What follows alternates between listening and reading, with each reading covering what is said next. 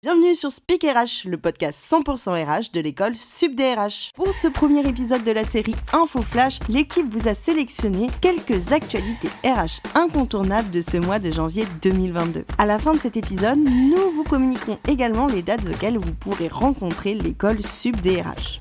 Qui dit nouvelle année, dit augmentation du salaire minimum interprofessionnel de croissance. Un décret paru le 22 décembre 2021 revalorise le SMIC brut à 1 603,12 €, soit une augmentation de 0,9% par rapport à 2021, et ce à partir du 1er janvier 2022. Elle vient donc compléter une revalorisation exceptionnelle du SMIC de 2,2% qui a eu lieu en octobre dernier pour faire face à la hausse de l'inflation. Dans le même thème, autre publication au journal officiel pour ce début d'année, la loi des finances 2022. Pour ceux qui ne connaissent pas les lois des finances, elles sont décrites par la loi organique relative aux lois des finances du 1er août 2001 comme des lois qui déterminent, pour un exercice correspondant à une année civile, la nature, le montant et l'affectation des ressources et des charges de l'État, ainsi que l'équilibre budgétaire et financier qui en résulte. Plusieurs priorités gouvernementales à destination des jeunes y sont notamment traduites, telles que la poursuite du développement du service national universel et du service civique, mais aussi la prolongation jusqu'en juin 2022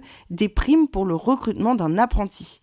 Toujours dans le champ social, d'autres mesures ont été adoptées, telles que des ajustements relatifs au financement de la formation et de l'apprentissage. Si vous souhaitez plus d'informations, vous pouvez accéder à la loi sur Légifrance ou le journal officiel. Mais dites, en parlant d'apprentissage, saviez-vous qu'il existe un premier bilan de la loi promulguée en septembre 2018 pour la liberté de choisir son avenir professionnel ?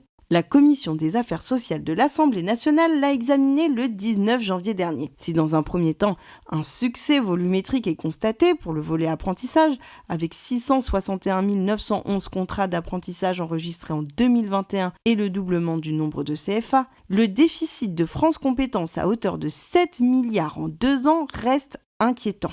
La question des coûts contrats a donc été clairement posée avec l'évocation d'une possible participation de l'État. Enfin, nous ne pouvons pas finir cette revue d'actualité sans parler du télétravail. Le Premier ministre Jean Castex a dévoilé le calendrier d'allègement des mesures sanitaires dans le cadre de l'épidémie de Covid-19 le 20 janvier dernier à la suite du Conseil de défense sanitaire.